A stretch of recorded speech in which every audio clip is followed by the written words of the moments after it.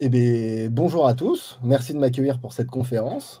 Pour la petite histoire, c'est ma première prise de parole en conférence.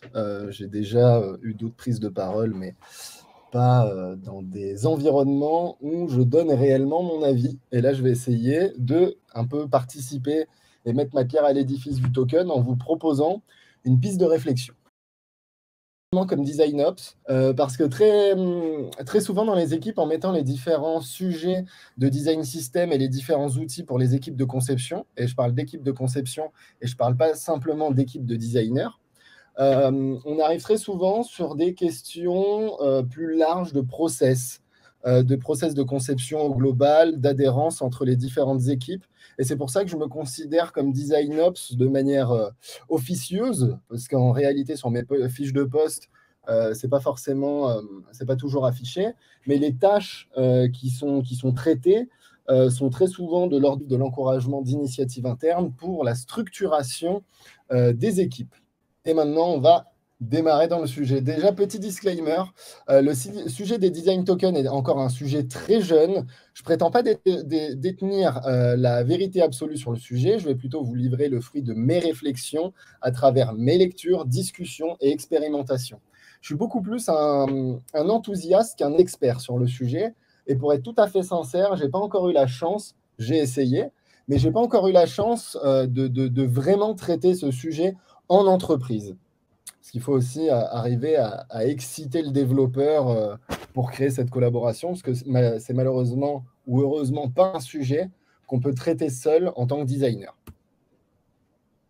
Alors, qu'est-ce que je vais vous raconter aujourd'hui? Déjà, j'ai oublié de vous parler du nom, mais Design Token, une histoire d'abstraction et de nommage. Je vais vous parler, dans un premier temps, je vais vous introduire le sujet du Design Token et redéfinir ce que c'est. Ensuite, je vais parler d'abstraction du token, et c'est là en fait qu'on va creuser un peu le sujet. Et puis, je vais vous donner mon avis sur comment mettre en place des design tokens.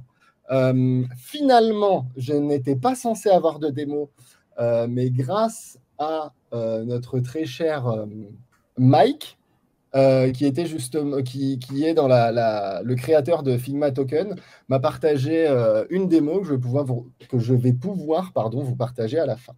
Donc allez, on va rentrer dans le sujet, introduction. Tout d'abord, si on reprend un peu cette structure atomique qui sert à la structuration et à la création des composants dans le sujet design system, le design token est un cran avant l'atome. L'atome étant le plus petit élément non divisible et qui n'a pas de fonctionnalité, le design token, en fait, est un sous-élément d'un élément non divisible. Donc finalement, ça va devenir une caractéristique. Et donc, oui, bien sûr, ce petit schéma, je l'ai récupéré de chez les amis Specify, sur lesquels je reviendrai par la suite, mais qui est un des premiers produits, voire en tout cas le premier à ma connaissance, qui justement a travaillé sur le sujet des design tokens et a commencé à proposer une design API pour venir distribuer, storer, exposer et distribuer ces différentes décisions design.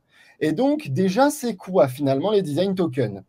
Un design token, c'est une décision design dans un contexte spécifique, matérialisée par une ou des variables plus ou moins abstraites, de manière agnostique, pour véhiculer les caractéristiques visuelles de marque à travers l'ensemble des supports digitaux et ou, enfin, en réalité technologiques, et finalement automatiser les décisions design. Et là, j'imagine que vous avez en fait rien compris, parce qu'il y a pas mal de mots assez complexes. Et voilà, c'est pas une phrase qui parle d'elle-même et qui coule de source. Donc, on va revenir sur chaque phrase à l'intérieur de celle-ci. Déjà, une décision design dans un contexte spécifique, qu'est-ce que c'est? Ben là, on voit par exemple, dans un contexte classique, le CTA primaire. Donc, pour les exemples, j'ai récupéré les assets de la Conftitool Game, donc le petit bouton qu'on pouvait retrouver sur le site internet. Donc, ce bouton, en fait, c'est un ensemble de caractéristiques. Il a une couleur, il a des caractéristiques de bordure, là, dans ce cas-là, il n'en a pas. Il a aussi des caractéristiques de border radius, donc d'arrondi de coin. Dans ce cas-là, c'est à 0, il n'en a pas. Il a une largeur de 300, une hauteur de 80, un padding automatique, un box shadow très compliqué, mais qui donne un effet d'ombre vers le sud-est, une font family qui s'appelle Anybody, un font size qui s'appelle 32, qui pardon, est de 32 pixels, une font weight, donc une graisse à 900, une couleur de texte qui est un quasi blanc, et un text shadow sur justement ce texte. Et justement, dans un contexte spécifique, là, on rentre dans le contexte d'interaction, donc le CTA primaire au survol. Et là, si vous voyez, en fait, il y a une petite différence, c'est que l'ombre passe de droite, donc du sud-est à gauche au sud-ouest. Donc, c'est la seule différence qu'on a là. Donc là, c'est justement la partie vision design dans un contexte spécifique. Le contexte par défaut, le contexte de survol, le contexte actif, etc. Matérialisé par une ou des variables plus ou moins abstraites. Là, ça commence à faire mal au crâne, mais ce fameux bouton, alors là, j'ai seulement pris les caractéristiques typographiques, parce que je ne pouvais pas tout faire rentrer dans un seul écran. Donc, au niveau des caractéristiques typographiques, en fait, tout ce que je vous ai montré, c'est des valeurs. Ces valeurs-là peuvent être traduites en variables qui vont être plus ou moins spécifiques. Donc, en variable de base ou de référence, on peut l'appeler fake white, white, blanc, faux blanc, neutral 0, selon justement la convention de nomenclature. Cette même couleur, d'un point de vue sémantique, finalement, ça va être la couleur de texte d'action. Et au niveau composant, ça peut être la couleur du texte du CTA primaire. Désolé, il manque un petit tiret. Pareil, pour la font family, on peut dire que c'est Anybody. On pourrait dire aussi que c'est la typographie de la marque, donc brand type, ou d'un point de vue sémantique, si on avait envie d'étirer un peu le concept, de dire que c'est la gaming font. Pour ce qui est des valeurs, la font size, on avait dit que c'était 32. On peut imaginer diviser ça par l'unité de mesure si on est sur une pixel grid de 4 pixels. Si on se base sur les REM et qu'on imagine qu'un REM, c'est 16 pixels, ben on peut dire que c'est 2 REM. Ou d'un point de vue sémantique, on peut se dire que finalement, c'est la font size moyenne. Ou la font size bouton. Donc, pareil pour la font weight, on peut dire que c'est black. On reste encore dans la valeur.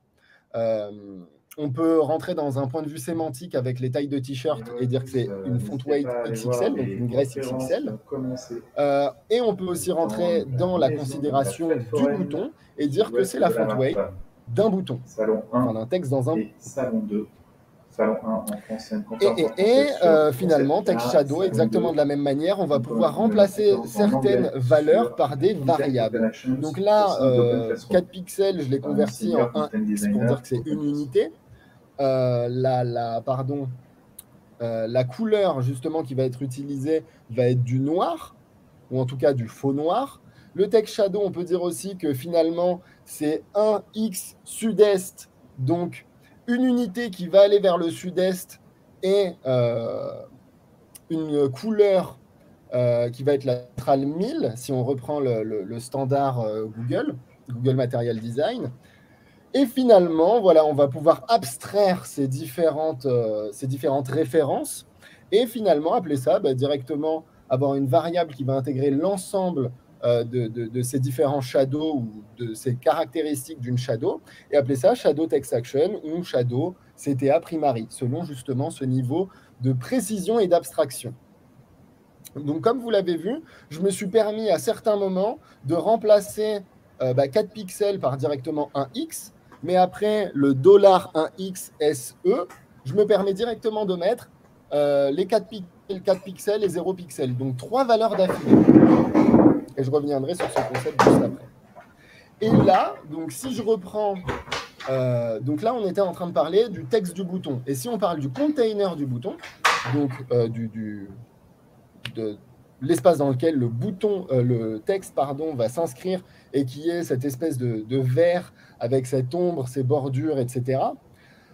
Ben là, pareil, en termes de valeur, je ne vous ai pas mis le code hexadécimal, mais en base, on peut se dire que c'est vert primaire, on peut se dire que c'est green 500, on peut se dire que c'est primary 500.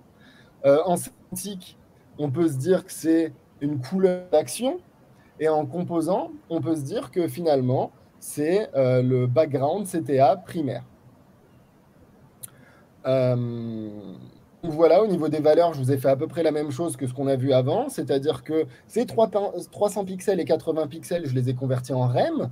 Je les ai aussi convertis je les ai divisés par 4 pour voir combien ça ferait en unités de 4. Et finalement, sémantique, on peut simplement se dire que c'est la largeur d'un bouton. Donc j'ai mis W pour width. Euh, Pardon, c'est le large bouton width, et la hauteur, ce serait large bouton 8.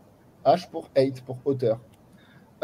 Et donc, je n'ai pas trouvé d'autre manière de réécrire ça par la suite. Donc, j'ai écrit exactement la même chose en composant.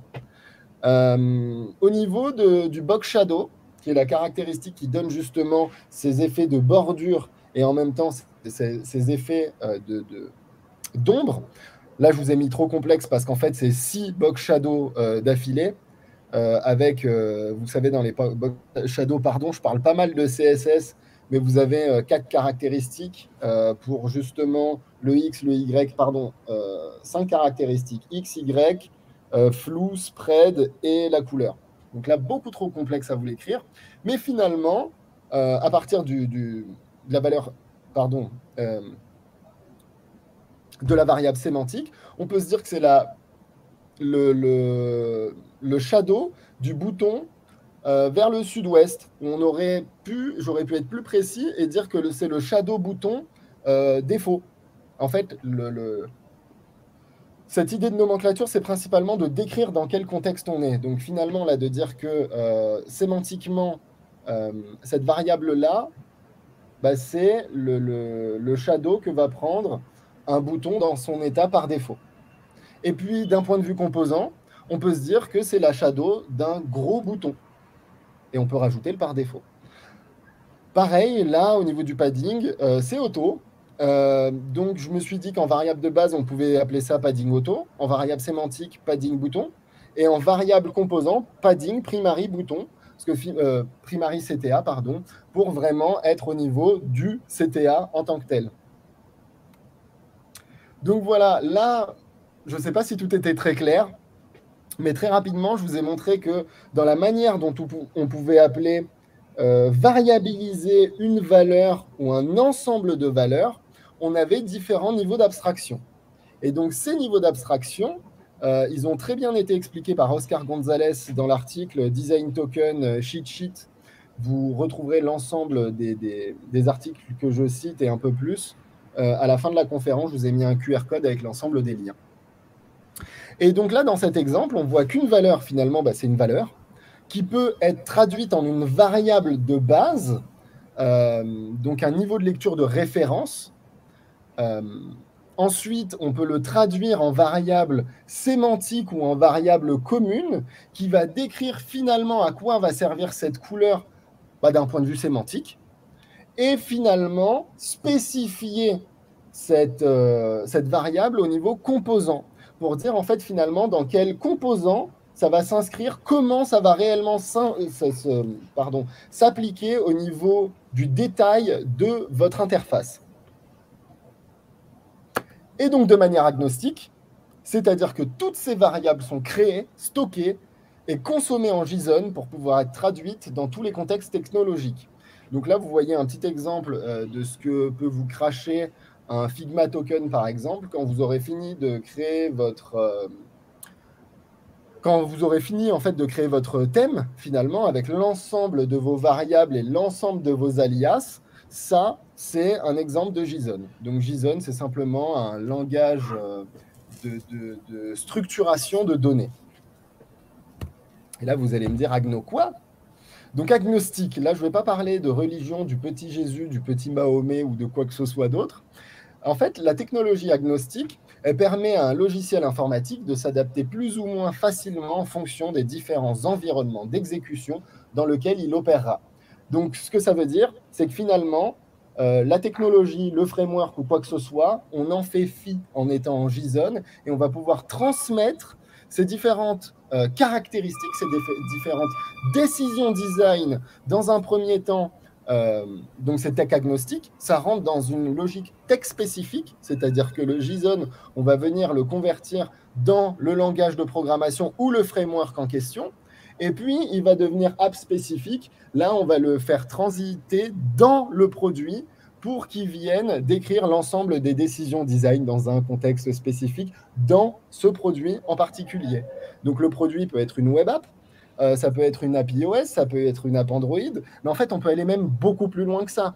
On peut imaginer que, en reprenant un peu cette logique d'atomic design proposée par Brad Frost, on peut se dire en fait que un produit, finalement, une interface sur un frigo connecté, c'est un produit, que tout ce qui va être de l'ordre des smartwatches, smart TV, etc., c'est aussi des produits. Donc les design tokens vont aider, finalement, on reviendra sur les bénéfices, mais à la cohérence de vos différents produits sur l'ensemble des marques et l'ensemble des supports. Mais en fait, ce n'est pas que technologique. Philosophiquement, le design token devrait aller jusqu'au produit. Là, je vous ai fait un petit schéma, en fait, avec un petit loupé, parce que normalement, entre Figma et GitHub, il devrait y avoir une flèche qui remonte et une autre qui descend, et pas les deux qui remontent. Mais c'est pour dire, en fait, que voilà, on a une vraie communication entre Figma et GitHub, donc entre les designers et les développeurs à travers les design tokens. Et ces différentes décisions design vont du coup se retrouver dans l'ensemble des produits utilisés dans lesquels justement on va avoir des assets de marque. Et assets de marque, ça va de la typo à la couleur à beaucoup d'autres éléments qu'on peut imaginer, comme les éléments d'animation, etc., etc. On y reviendra après. Mais c'est juste pour dire que, voilà, philosophiquement, l'idée, c'est pas simplement de venir peupler vos stacks techniques, c'est aussi de venir peupler votre stack produit et de venir coller vos attributs de marque, dans un premier temps visuel, mais on pourrait étirer le sujet, à l'ensemble des produits qui vont être utilisés dans votre entreprise.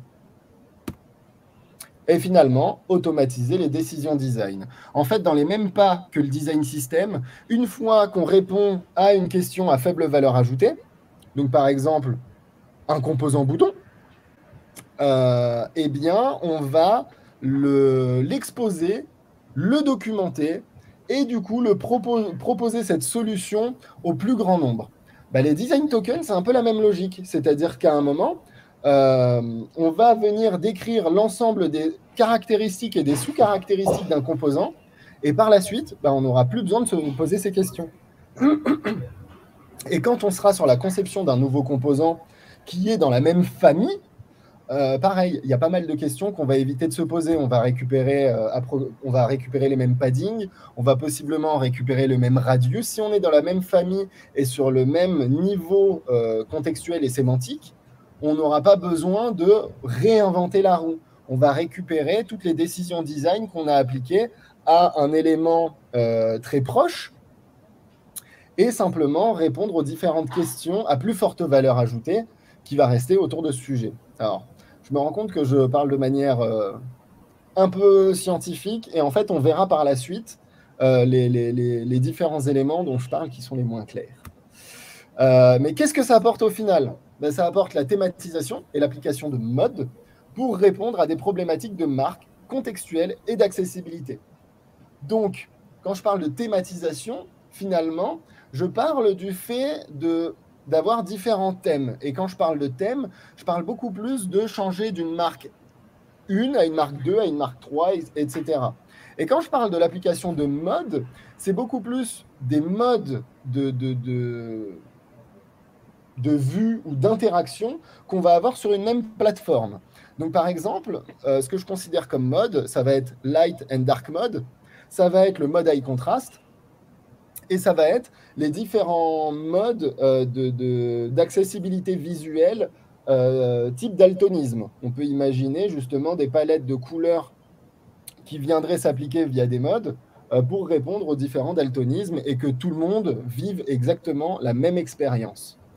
D'un autre point de vue, on peut aussi imaginer autre chose en termes de mode et ne pas avoir que quelque chose de purement visuel avec les attributs de marque, c'est-à-dire changement de couleur avec des radius, avec les espacements, etc. Mais on peut aller encore plus loin, puisque les design tokens sont des variables, on peut y stocker pas mal de choses dedans.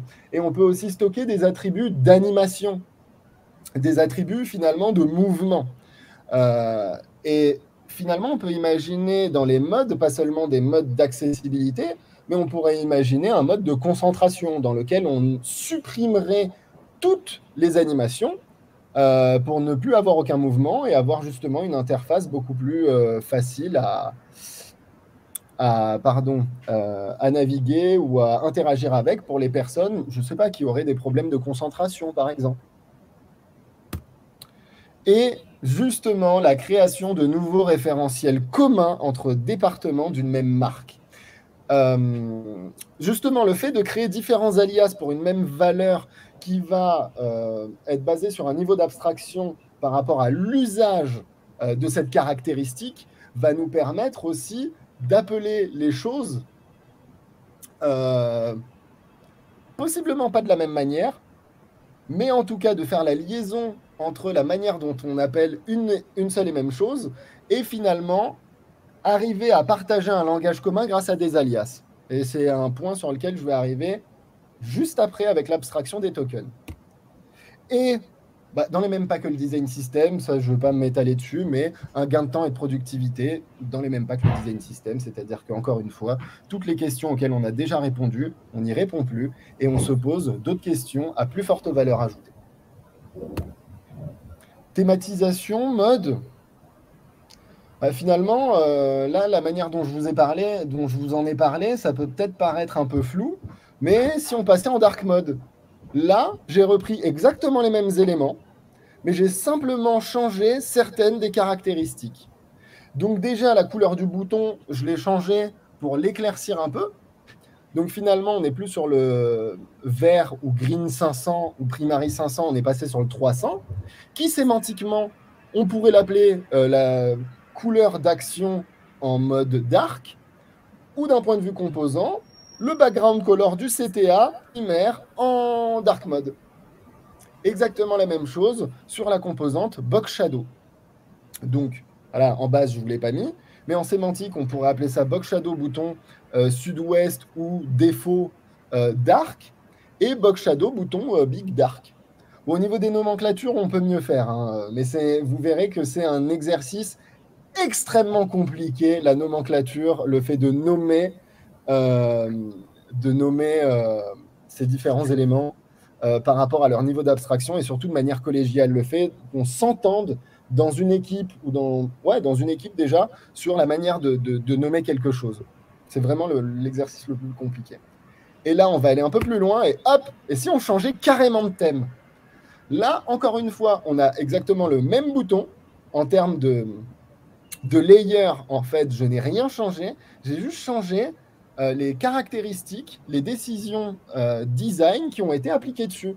Donc là, on voit par exemple que le background color, je l'ai appelé violet nébuleux, qui est un purple 500 ou un primary 500, qui est la couleur d'action. Désolé, petite coquille, qui pourrait s'appeler le background CTA primaire. Donc voilà, je vous ai mis contrairement au bouton d'avant, on avait une largeur et une hauteur prédéfinies. Là, j'ai décidé que la largeur et que la hauteur, ce serait auto, et que ce serait finalement le padding de 12-24, donc 12 en vertical, 24 en horizontal, qui viendrait donner la taille du bouton. Et là, ce serait plus une valeur absolue de la taille du bouton. Donc voilà. Vous voyez qu'on peut appliquer des décisions différentes à un seul et même composant, finalement, qui va donner un look and feel complètement différent à votre composant. Et là, je ne vais pas aller dedans parce que c'est plus un sujet dev, mais c'est la manière aussi dont on va router ces décisions. En plus d'avoir justement ce principe d'abstraction et de lier une variable à une autre, c'est vraiment en fait comment on va faire ce changement, comment on va changer de thème, comment on passe du light theme au dark theme, au high contrast. On aura effectivement toutes les valeurs qui seront créées et tout ce référentiel le créé. Mais après, voilà, il y a une vraie discussion à avoir avec les devs pour créer la bonne architecture et la bonne manière de switcher entre les différentes décisions, les différents contextes. Alors, il est quelle heure? Ça fait déjà quasi 30 minutes. On va accélérer un coup. Donc, retourner à la conf qui tue le game, mais en dark mode. Donc, les prérequis pour arriver à faire tout ça, déjà, c'est d'avoir un design système assez mature. On ne va pas commencer à créer des tokens et à créer en fait trop de complexité sans avoir déjà une bonne compréhension, une bonne maturité de ce qu'est un design system. Step by step, vraiment prenez votre temps. Que le design system soit interdisciplinaire et ouvert. Si le design system est un entre-soi de développeur ou de designer, ça ne fonctionnera pas. Vous avez déjà besoin d'être dans une culture d'ouverture et de vraiment voir le design system comme un produit qui répond à des problématiques des concepteurs au global. Et c'est qu'à partir de ce moment-là où vous aurez le bon niveau de collaboration pour pouvoir enclencher ce sujet de manière efficace. Avoir une bonne compréhension de l'architecture de marque. On se lance pas à mon sens, on ne se lance pas dans le design token sans comprendre réellement ce qu'est une marque et comment on décompose et on architecture une marque. Je ne vais pas rentrer dans le détail cette fois, ce n'est pas une conf sur le branding. Aussi, avoir une première librairie de composants stables qui soit ISO en termes de design et en termes de dev. C'est-à-dire que finalement, on partage exactement les mêmes caractéristiques et props dans Figma que dans Storybook, si je donne un exemple. Il y a vraiment besoin d'avoir un vrai alignement pour arriver à s'aligner sur les caractéristiques et comment nommer ces caractéristiques par la suite. C'est juste pour savoir si moi avoir une documentation. Parce qu'en fait, moi, c'est un truc, je suis un peu provocateur là-dessus. Et je considère que s'il n'y a pas de doc, il n'y a pas de composant. En fait, s'il n'y a pas de doc, il n'y a pas d'artefact, parce qu'il n'y a pas d'exposition de cet artefact et il n'y a pas de possibilité de communiquer dessus. Donc, il est hyper important d'avoir une documentation et de documenter aussi le travail que vous allez faire sur le sujet. Et avoir du temps alloué, une culture à l'amélioration continue du design system. Le design system et les différents sujets du design system ne doivent pas être on top. C'est pas en plus de vos différentes tâches. Ça doit s'inscrire. Vous devez avoir du temps alloué pour pouvoir faire ces choses-là, pour pouvoir les faire correctement. Et maintenant, on va passer à la partie la plus intéressante, l'abstraction du token. Donc, si on reprend dans un monde, dans le mode par défaut, là, on quitte le dark mode. Dans une variable, on peut stocker pour les design tokens des couleurs, des typographies, des espacements, dimensions, padding, margin, etc. Des formes, par exemple des SVG, des élévations et des ombres, des iconographies et illustrations, des animations, des sons, des paramètres haptiques et en fait tout un tas d'autres choses. Si je reprends, finalement, pareil, il y a Louis Chenet, une personne du Design Token Community Group qui ont pris la parole au Figma Scheme il y a 2 jours à Londres. Et du coup, j'ai récupéré la slide où il parle justement, donc en tant que groupe de travail du W3C, parce que c'est ce qu'est le Design Token Community Group, il parlait des différents types de tokens qui étaient disponibles. Donc, on voit les couleurs, les dimensions, les durations, les font family, les font weight, les principes d'animation avec les courbes de Bézier, les bordures, enfin, le style des traits, les bordures, les transitions, les shadows, les gradients, les typographies, les numéros, les chaînes de caractères, les booléens, donc vrai ou faux, les tableaux, les objets ou un objet nul. Et c'est là que ça devient encore plus intéressant et encore plus complexe. C'est quand on va passer aux objets. Mais donc, ce qu'il faut déjà retenir, c'est qu'un design token, il a un nom, un type et une valeur. En décrivant l'objet token en JSON, on renseignera son nom, qui décrira une sémantique différente selon le niveau d'abstraction, la valeur du token ou sa référence, son alias, c'est-à-dire qu'en fait, le token peut avoir une valeur en dur, comme vous l'avez vu, une valeur hexadécimale ou autre chose, valeur hexadécimale dans le cas justement de la couleur. Mais finalement, une variable peut aussi être connectée à une autre variable. C'est ce qu'on va appeler je me taille. référence ou alias. Et il a toujours un type associé. Donc, on les organisera selon le niveau d'abstraction souhaité. Donc, je reprends cette petite slide pour que vous revoyiez les niveaux d'abstraction en variable de base, variable commune ou sémantique et variable composant. Et ce niveau d'abstraction aura un impact sur l'architecture et la nomenclature. C'est-à-dire que selon le niveau d'abstraction où on va être, on va nommer les choses différemment. Mais logiquement, on devra garder cette même logique du plus général au plus spécifique. Donc, il sera hyper important de travailler votre propre structure de nomenclature, votre propre architecture de nommage. Sauf que, dans une organisation, une marque, cohabitent plein de personnes différentes, avec des cultures et des personnalités bien différentes, qui incarnent des disciplines et compétences bien différentes, avec des modèles mentaux et champs lexicaux bien différents. Est-ce que vous voyez là où je veux en venir? C'est qu'en fait, tout le monde parle un langage différent. Et dans une même équipe, tout le monde n'a pas la même définition d'un mot. Après, certains vont partager des concepts communs. Par exemple, là, je vous ai mis l'exemple d'un carré rouge. Il y a quelqu'un qui va dire c'est le rouge primaire, quelqu'un d'autre qui va dire c'est le rouge poisson, quelqu'un d'autre qui va le décrire par son code hexadécimal, très certainement un développeur. Quelqu'un d'autre du marketing, par exemple, qui va dire c'est le rouge de la marque. Un autre développeur un peu plus aguerri qui aura déjà créé sa petite variable pour se faciliter la vie va dire c'est le brand.primary. Et encore quelqu'un d'autre, je ne sais pas, quelqu'un qui ne ferait pas partie du produit, te dirait c'est le rouge de la charte. Donc l'abstraction, en fait, il faut voir ça comme le niveau de lecture. Là, ça va clarifier le sujet, je pense, plutôt que de dire du plus spécifique. Non, c'est un niveau de lecture. Donc, à chaque niveau d'abstraction, son ou ses niveaux de lecture, dans le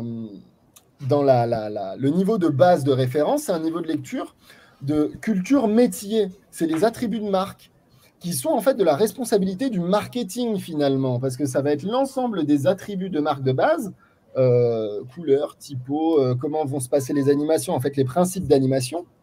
Est-ce que c'est rapide, est-ce que c'est long, est-ce que c'est dynamique, etc. Et dedans, je mets aussi le niveau de lecture référencé à travers un standard, c'est-à-dire une traduction en 7. Je dis ça par exemple, si on prend l'exemple de la couleur, le marketing va te donner la couleur primaire. Toi, finalement, cette couleur primaire en tant que designer ou en tant que développeur, tu ne vas pas pouvoir t'en servir telle qu'elle. Il va falloir que tu convertisses cette couleur en un set.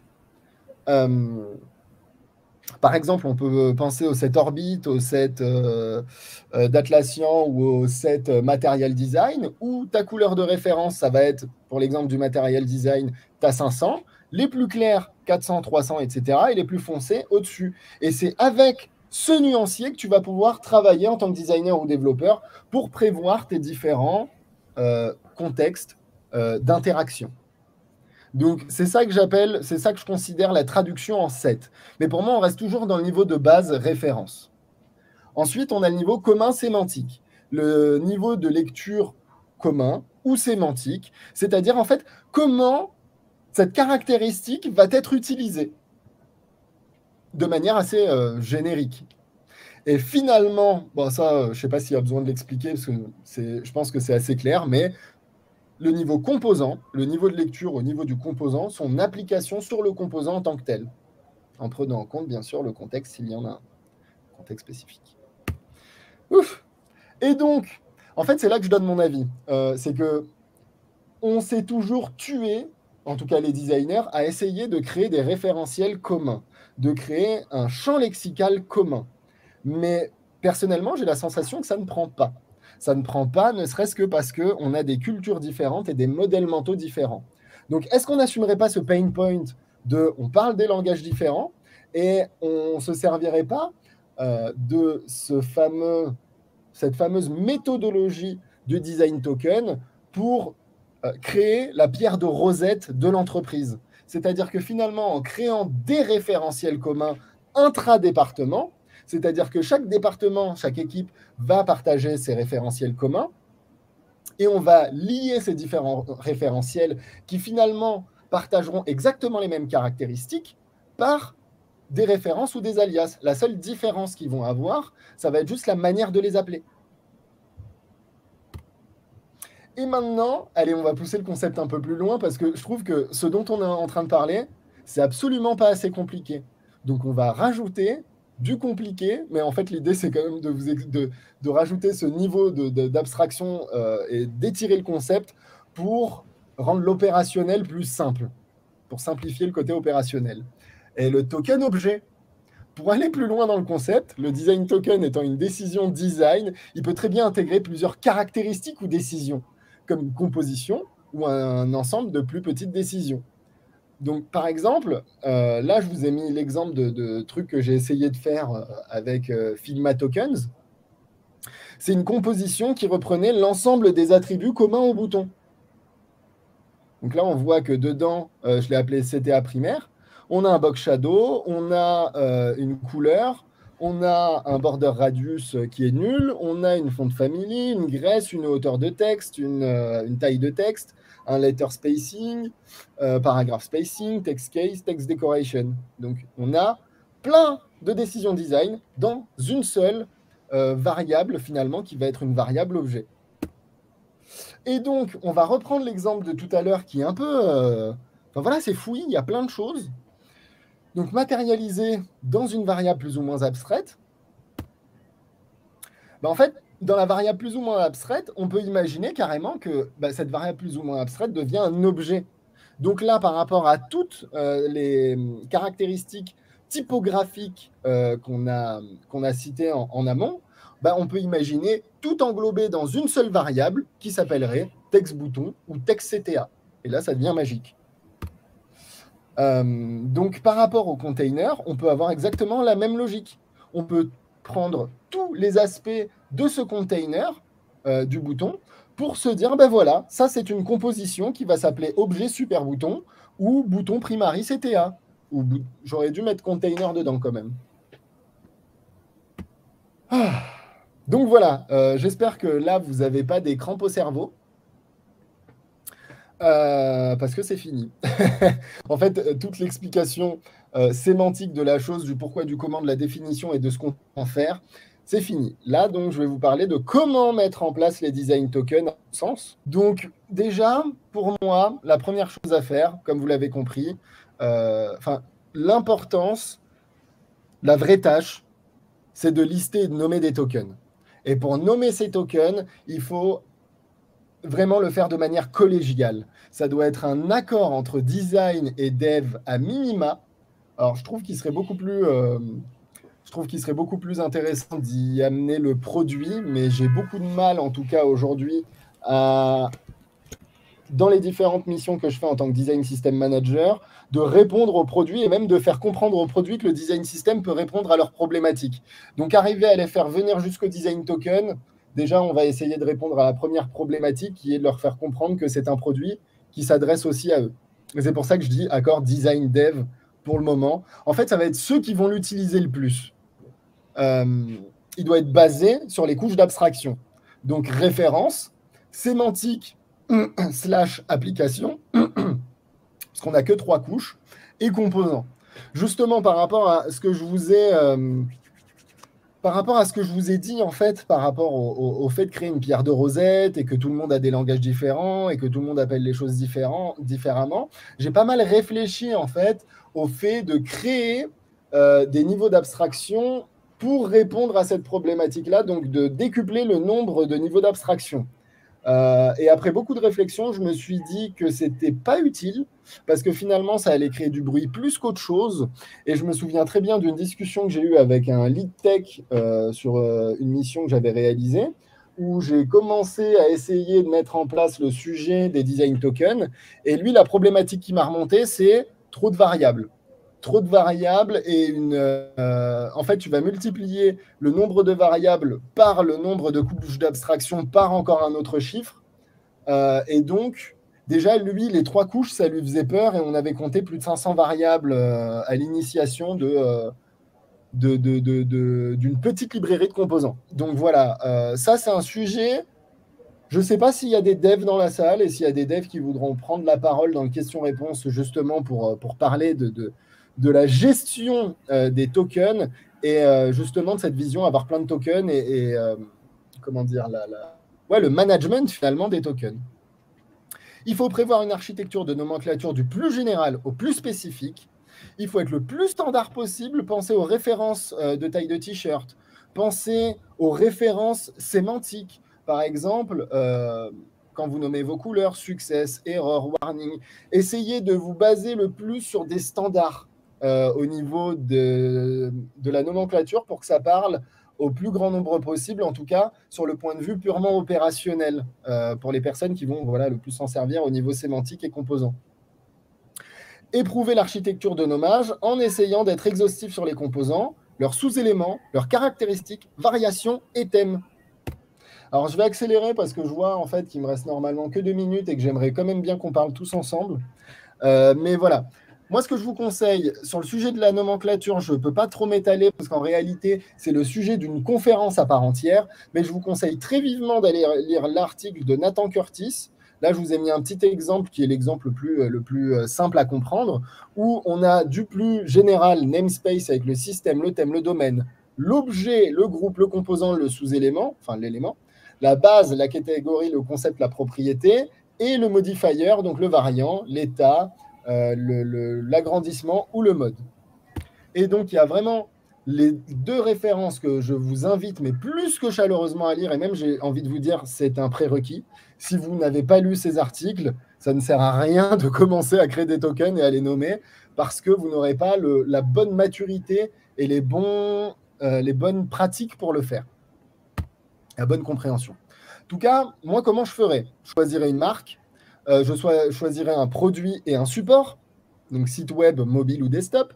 Je listerai déjà les atomes, logo, couleur, typographie. Je les traduirai en éléments, ces éléments-là en tokens de référence.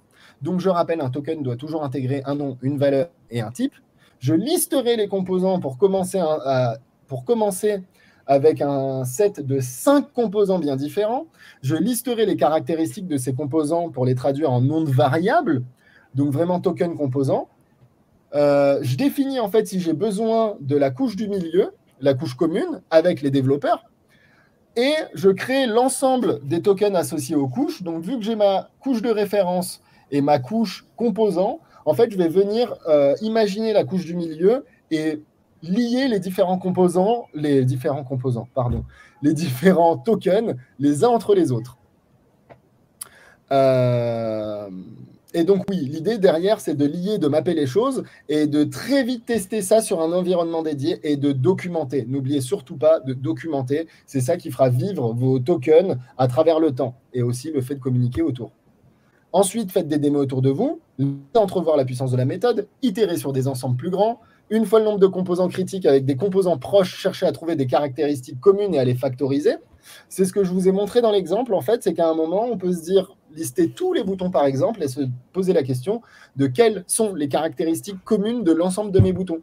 Comme ça, je pourrais avoir un token objet qui reprend l'ensemble de ces caractéristiques communes et puis des tokens plus spécifiques qui viendraient donner le reste finalement des décisions. Itérer le travail de liaison et mapping, redocumenter et itérer sur des ensembles plus grands jusqu'à atteindre un nombre critique de composants. Là, je propose un 80% en se basant sur la loi de Pareto, mais vous pouvez imaginer que c'est 50% par exemple, pour intégrer la partie design token dans les critères d'acceptance, de développement et de conception d'un composant. Mais surtout, planifiez. N'essayez pas de tout faire d'un coup, vraiment stratégisez ce que vous allez faire, planifiez-le, mettez des milestones, mettez-vous des étapes et en fait, permettez-vous aussi de fêter vos réussites. Et mettez-vous vraiment un planning avec des petites réussites histoire de garder la motivation parce que sinon, ça va être très, très, très dur.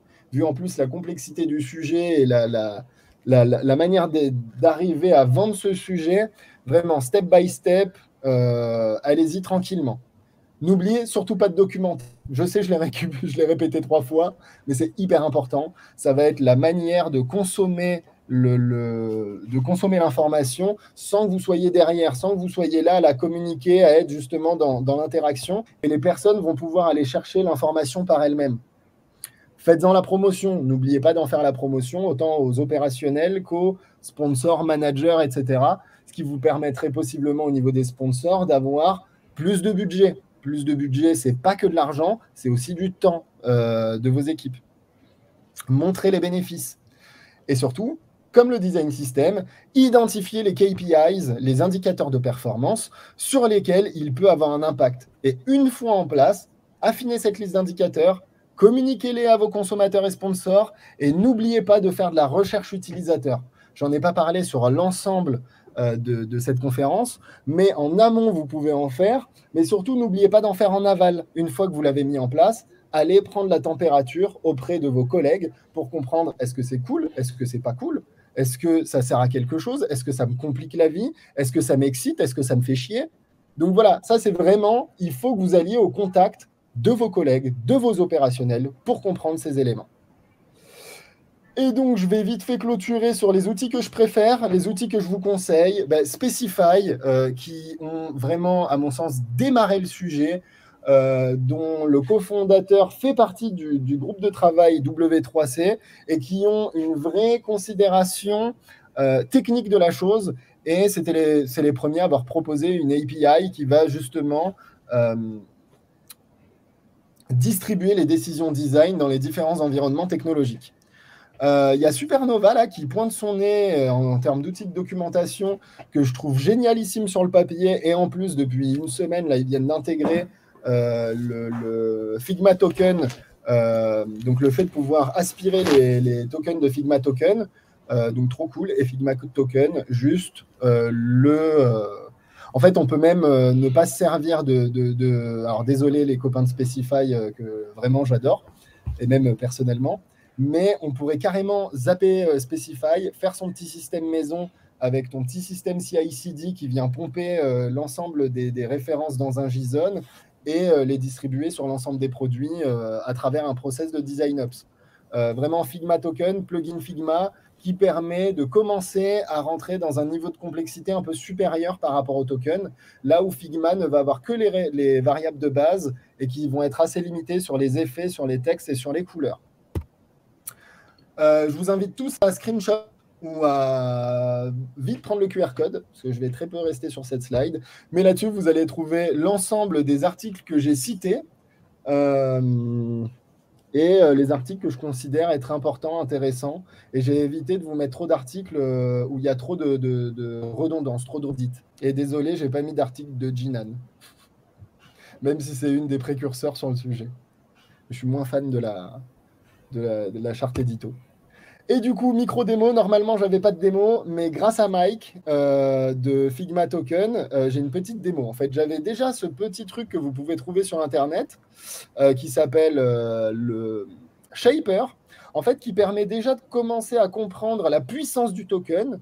Parce que là, vous allez pouvoir en fait jouer avec les différentes caractéristiques sur une interface et voir l'impact que ça peut avoir. Mais finalement, il y a pas mal de développeurs qui vont me dire, mais là, c'est juste des principes de variables avec des potards. Enfin, ça, il n'y a pas besoin des design tokens pour y arriver. Oui, mais là, c'était juste pour introduire le sujet. L'exemple que m'a fourni Mike. Donc là, en fait, on voit une page web. Alors, désolé, je ne sais pas en fait comment resize le machin. Et en fait, vous voyez cette page web, en fait, elle est en thème par défaut.